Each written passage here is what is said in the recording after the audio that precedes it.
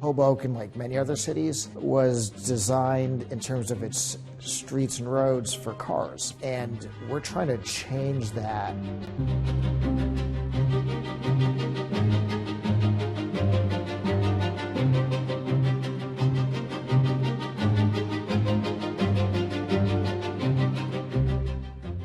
Right across the Hudson River from Manhattan, the New Jersey city of Hoboken has become an unexpected leader in pedestrian safety. Just over a square mile big, the small urban enclave has made it 6 years and counting without a single traffic fatality, making it an outlier in the U.S., where around 40,000 people die on roads each year. Part of the transformation has been led by Mayor Ravi Bhalla, who took office in 2018. I've been a resident of Hoboken for about 23 years. When I was younger, I noticed carrying a stroller with my young daughter that I couldn't even pass Main Street without pushing the stroller into the middle of the road because we simply had no pedestrian crossing signals. So I didn't know when the light would turn in order to cross safely with my child. I just thought intuitively that that was a major problem. So that's when I started thinking about pedestrian safety and how we can do better for especially our most vulnerable populations. So when I was elected, we started to hone in on developing a plan, which became the Vision Zero plan, where we seek to eliminate not only traffic-related deaths, but also traffic-related injuries by 2030. Cities around the world have adopted similarly ambitious Vision Zero goals, with mixed progress.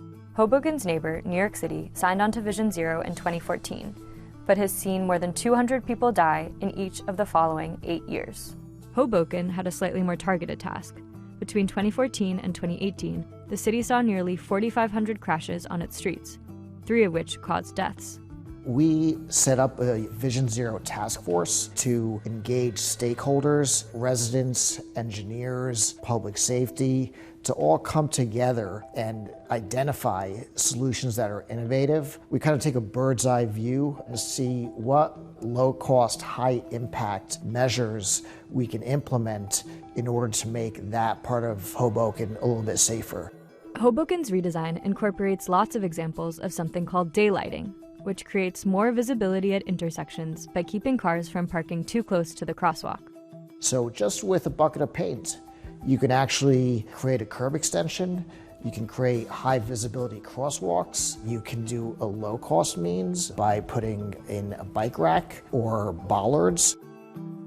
We've implemented a program called 20 is Plenty, where the speed limit citywide is 20 miles an hour. We want to make it easy and safe for you to walk, or if you want to ride a bike. One of the means we've implemented is partnering with City Bike and New York City and Jersey City to implement a regional holistic program to easily access a bicycle if you don't own one, and also joining that with our program for bike lanes so that you can not only access a bike, but you can get from one place to another in a safe manner. Hoboken has taken a kitchen sink approach, pairing street redesigns with speed limit changes and a spree of bike-friendly building. In places like Resiliency Park, you can see the changes in action. So this intersection here kind of exemplifies a lot of what we're trying to do. In terms of daylighting, on both sides of me you have rain gardens, which serve a dual purpose of mitigating flooding as well as providing pedestrian safety. We have ADA accessible high visibility crosswalks in DuraBlend in the center to alert drivers that this is a highly trafficked intersection, as well as other forms of daylighting such as bollards on the left side, which come at a low cost, but also a high impact in terms of making sure cars are not parked there and people can walk and bike safely. Some roads are a little bit narrow to allow both vehicular traffic as well as biking. So for those roads, we create shared spaces. Not every road in Hoboken feels safe to share yet. Biking down Hoboken's busy commercial Main Street still means weaving around double-parked cars because efforts to build a protected bike lane have met resistance from local businesses.